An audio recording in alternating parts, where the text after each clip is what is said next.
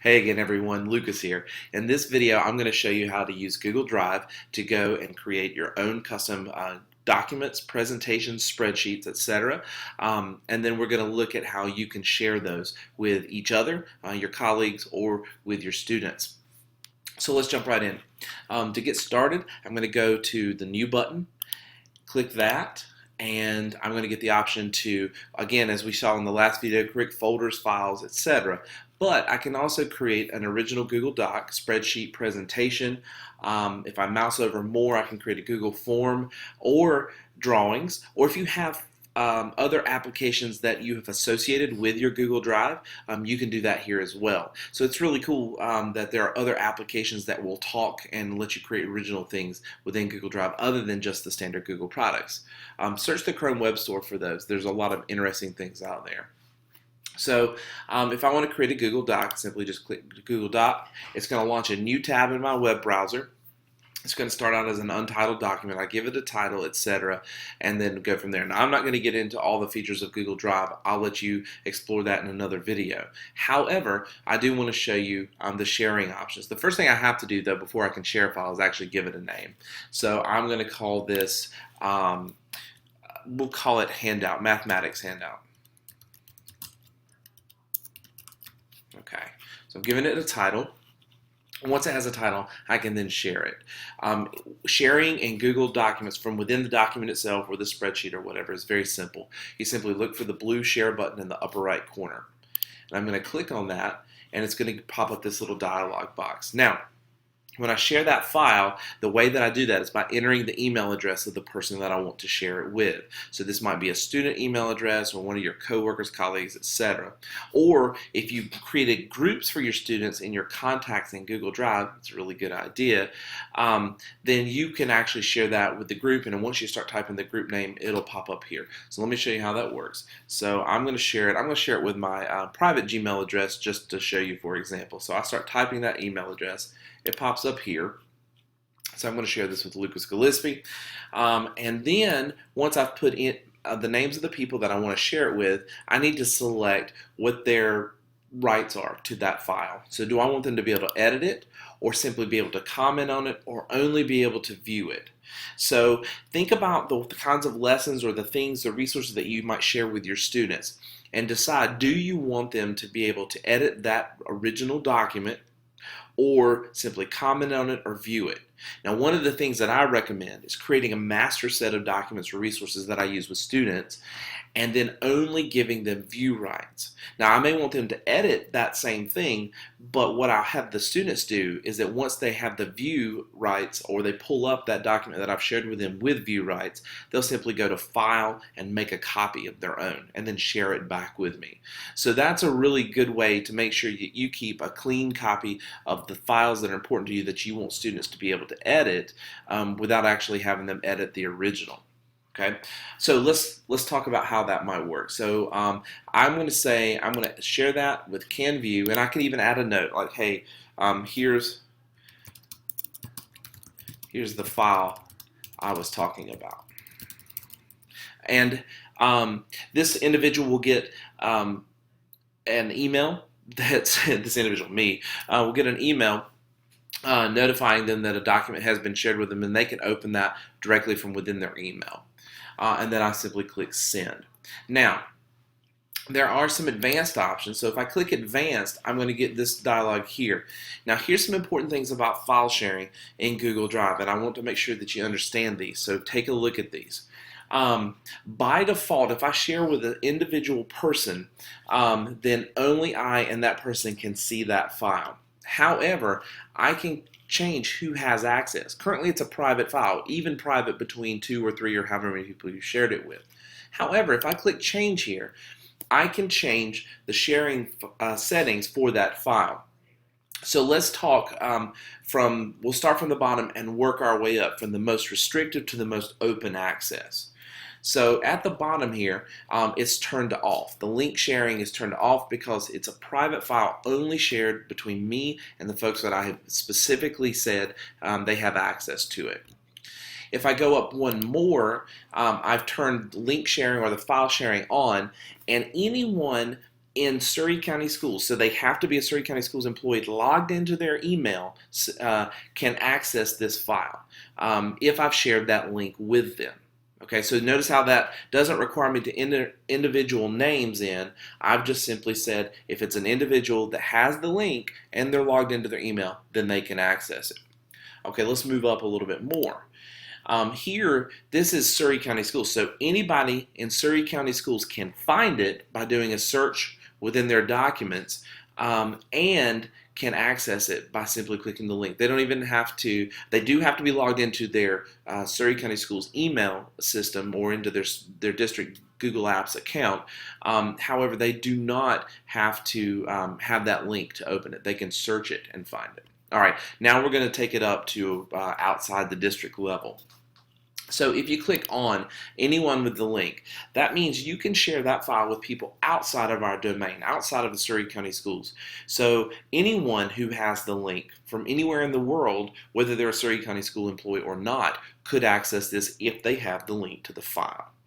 And then lastly, public on the web. This means that that file can be found through a Google search by anyone in the world and that it's accessible to the world. Now, let's talk, that sounds a little scary, but let's talk about how we might use these. Okay, so obviously back at the bottom, off means that I'm only sharing a file with specific people. So that file is secure, only accessible by people who you've added as collaborators on the document. But now if I share it here, this might be useful for me to share a file by link without having to add people specifically by email address. So maybe I want to put something on my web page or something that I want to share with my colleagues, but I don't want people from the outside being able to get into it. So this will allow me to share that link, but force the person to have a district Google Apps account to be able to access it. Let's jump up here to anyone with the link. So what this does, this might be useful for me, say, sharing a newsletter with parents that if they have a link to it, I'm going to email them the link, they can access it. But I really don't want the whole world seeing it, maybe just the parents. So I have a mailing list set up for my parents, or I may put it on my Haiku page or some other online thing. I can put that link out there, and as long as they have that link, they can view it. But if I want to make it public so that anybody in the world can find that file, and there's times when you may want to do that, simply clicking public on the web allows other people to be able to have access to that. Now, let's talk about a little caveat to all of this. So once I've selected my sharing level, I then need to decide what the person who might access this file can do with it. So by default, thank goodness, it's set to view only. So if I have, say, anyone with a link or public on the web set to view only, that's fine. They can only see the file, but they can't do anything with it. If I select, say, public on the web and can edit, that could get a little scary. So really don't recommend doing that. I can't think of many good reasons at all why you would want to do that. You'll get a lot of strangers popping in and potentially editing your document, and who knows what they'll put. So don't do that. Probably not a good idea. But I may say I want anyone in Surry County Schools to be able to view it and comment on it. So it just depends. Google gives you lots of options, and that's the cool thing about it. Remember, best practices. Think carefully about how you share your links, and 2, don't share anything that's confidential student information or anything like that, or anything that's critical or that you wouldn't want the world to know about. We have to think and protect our students' information very carefully, and our own. So consider that as you're sharing. But this can be a great way to bring in collaborators from both within the district and from the outside. So just think about how you want to do that. So I'm going to click cancel because I'm actually not going to share that. Once I've shared it though, I would simply come up here and copy this link and give it to the person that I want to have access to it. So I'm going to cancel because I'm not actually going to share it any more than that. So that's how you create a document. This same process works whether I'm in Google Docs, actually creating a word processing document, sheets for spreadsheets, presentations, etc. It works the same. But let's go back to our Google Drive for a second. So I'm going to click on this tab, and we're going to look at the same kinds of things here. So let's say here's the lesson plans folder that I uploaded in the last video.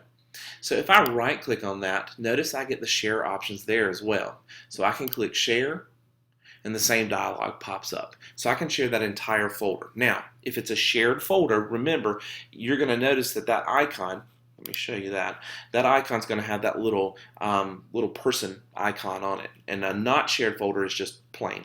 So I'm going to share this folder. And again, I'm going to share it with myself, my personal email address, and then click send. Now, if you share a file or document or whatever with someone outside of our district, Google Apps are going to give you a little warning. It's like, hey, you know you're going to share this with someone outside the district. Is that okay? That's great. It's a little fail-safe sort of thing. Yeah, I'm going to share this with this guy because it's me.